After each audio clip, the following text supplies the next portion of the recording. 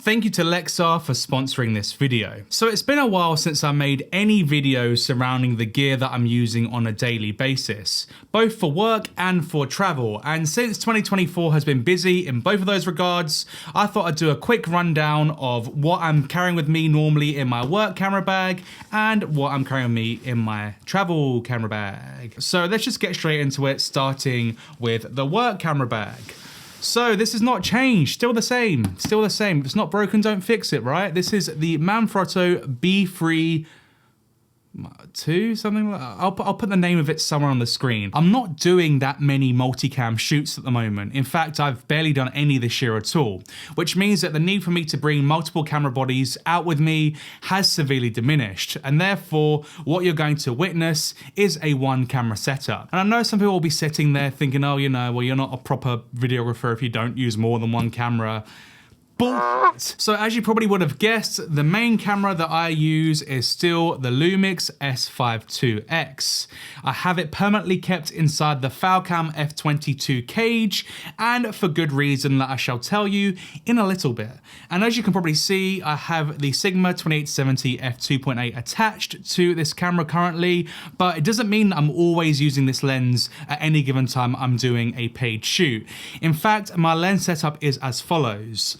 Number one, I never bring any more than 3 lenses out with me. Number 2, it always consists of the following: 1 versatile zoom lens, 1 wide angle prime, and 1 closer portrait prime. That will always be the same no matter what I'm shooting. For now, what I've got in the bag is the 2870 f2.8, and the reason why I'm still gravitating towards this lens so much is the size and weight. It's just such a small, compact lens, and it's great for use on gimbals and stuff. That being said though, there are other zoom lenses that I use on a regular basis for work, and they are as follows. So when I don't want to bring any more than 1 camera and 1 body, this is the baby I'm bringing. Granted, it's not very good on gimbals because it weighs a ton. It's not a very lightweight lens and therefore can be sort of front heavy if you're trying to balance it on a stabilizer. But recently I did a shoot in Paris, which was essentially just handheld and on sticks, so I didn't really need to worry about gimbal work. And the 28-105 was literally the only lens I brought with me. And then the S Pro 24-70, again, is a little bit chunkier than the 28-70 f2.8 from Sigma, but this lens shoots basically 99% of the B-roll on my YouTube channel currently. It's super sharp, it's got fantastic color rendition, and in fact, I'll probably make a full video on the S Pro 24-70 at some point. The 2 other lenses that always stay the same will be the 18mm f1.8 S Prime. This is great because it's super light, which means it's great to balance on gimbals, and it's great for getting those establishing shots or for shooting in tighter situations. I believe that every single person should have at least 1 wide angle lens, and when I say wide angle, I don't mean, you know, crazy wide, just something wider than 24mm in your arsenal. Trust me, it is a godsend when you're in a pinch and you need something with a little bit more space in the frame. And then the sort of closer prime lens that I was explaining earlier is always the 100mm macro from Lumix. It still finds itself in my bag. For every single shoot that I do, it is always there with me. The 100mm macro is a fantastic lens for getting product shots, for getting any sort of like details and close-ups, and it gives you 1-to-1 macro, which looks really, really nice. When it comes to media and storage, well, that is when the sponsor of today's video, Lexar, comes into play, because for the last little while, I have been using Lexar SD cards and storage exclusively. Do not cheap out on memory cards, guys, because this is ultimately what your clients are paying you for. I know that, you know, the gear is really interesting and stuff, but if you've got nothing written to this little bad boy, it really doesn't matter. Inside my S5IIX, I actually have the Silver Pro 256GB SD card. It has a read speed of 280 megabytes a second and a write speed of 160 megabytes a second. And it is a UHS-II card, which means essentially it's faster than UHS-I. However, I do actually use a couple of UHS-I cards from them as well, and those are just the regular silver ones, which means I've only got one row of pins on the back, and your write and read will be about 205 megabytes a second on the read and 140 megabytes per second on the write. And then inside my drone, I am using the Silver Plus micro SD card, 256 gigabytes.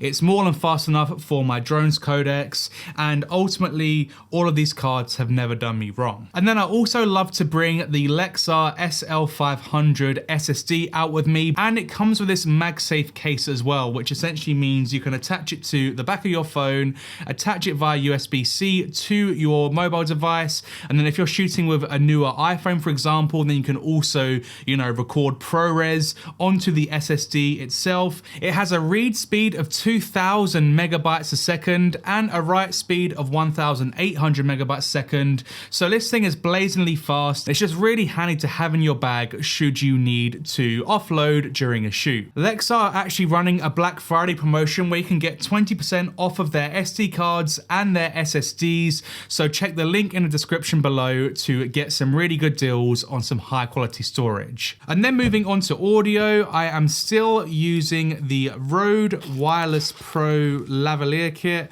I got this back when it first came out last year, and I absolutely love them. Normally I only use a 32-bit float recording that you can do on the transmitter itself, and then I just pull that file from the transmitter and then edit with that. I can just chuck a lav mic into one of these or even a shotgun mic, and then I've got really good quality audio being recorded for interviews and for any spoken word. Moving on to the drone. Now I do actually do quite a lot of drone sort of videography, if you like. A lot of my clients love it when I put out the drone, so this will be in my bag a lot of the time. And the drone that I'm using at the moment is the DJI Mini 4 Pro. I actually got this drone back in May when I was in Japan because it was so much cheaper to get it there, and I got it as an upgrade from the Mini 2 that I'd been using for a few years.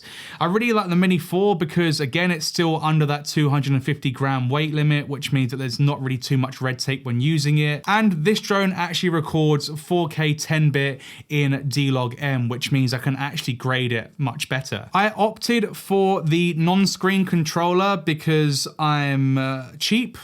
No, I actually opted for this controller because I always have my phone with me anyway, and it just makes more sense to save a little bit of money and chuck my phone on the top and control it from there. It also means that I don't have to worry about this controller, because if I had the screen controller version and I just chucked it in my bag, that screen could get scratched up and I'd have to be a lot more delicate with it, whereas this one I can just throw in and not worry about. We always have spare batteries. I normally bring at least 3 spares with me along with the charger, and we have ND filters and a step-up ring. I'm not using anything fancy for my filtration. I've got a KNF concept here and a KNF concept here, and just a cheap sort of step-up ring. Nothing bougie about that. Okay, now moving on to the top compartment. Let's pull this stuff out. So let's start off with the gimbal that I'm using and still using to this day, the DJI RS3 Mini. I'm just gonna put it together a little bit. Of course, the payload won't be as much as the bigger gimbals, but I'm not using cine lenses or matte boxes or anything that's too heavy, and the RS3 Mini can comfortably carry the S5IIX with any of those lenses that I mentioned earlier. As you saw, it fits in the top part of my bag, which means it doesn't need to be slung into any other bag. So remember how earlier I said to you guys I'd explain why I use the Falcam F22 cage? Well, the moment is here. Ta-da! Falcam also make the F38 quick release plate that is compatible with the DJI RS3 Mini, and that is essentially what allows me to be able to attach my camera to the gimbal and pull it off again really, really quickly. This helps me massively because I do switch between photo and video a lot on my shoots, so being able to rip it off the stabilizer and put it back on again is of course a very, very helpful thing. Also in the top part of my bag is the Insta360 Go 3S. I've been using this camera quite a lot recently for BTS sort of stuff, if you like, whereby I just get the pendant, I mount it just here, I press record, and then I forget about it. It's really good for that sort of content, so if you were someone that was looking for a small little action camera that you can use for getting BTS on your shoots, this one is fantastic. I also have my drone filters from DJI. I've got some charging cables and a charging brick.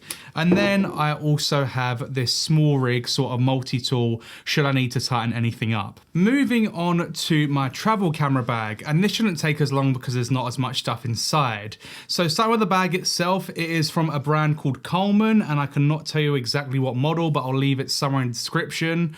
I got this bag in Yodobashi in Japan, that's why I don't know what the product code is or anything, but it's a really nice sort of boat style sling, and it carries all of my travel stuff. So let's just get everything out of the bag and run through it. Sometimes it may be a lens lighter, sometimes it might not be, but this is the stuff that I normally bring when I travel.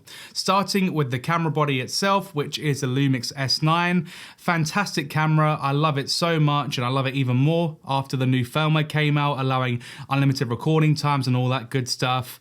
Open gate 6K, real-time LUT, MP4 light, all of those good things. And if you want to know more about that, then check out one of my videos on the Lumix S9. And again, a shout out to the sponsor, because inside my Lumix S9 is another Silver Pro SD card. And then I have the Sigma 45mm f2.8 mounted to it currently. Really nice compact prime lens, as a physical aperture ring and just suits the S9 to the ground. And then while we're on the topic of lenses, I also have the 18-40 lens that came out quite recently. This is just a really solid lens to keep in your bag because it's super light. It gives you a decent zoom range between 18-40, and it again goes with the S9 really well. And then the third lens I have is the 28-200, and I know this one's a little bit bigger than the others and therefore won't fit the S9 as nice, but it's the most versatile travel lens I've ever used, and it was actually the only lens I brought with me to Corfu during a trip I had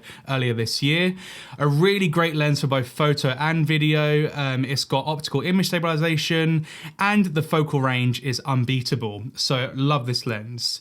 And then I also have the Osmo Pocket 3 with some ND filters.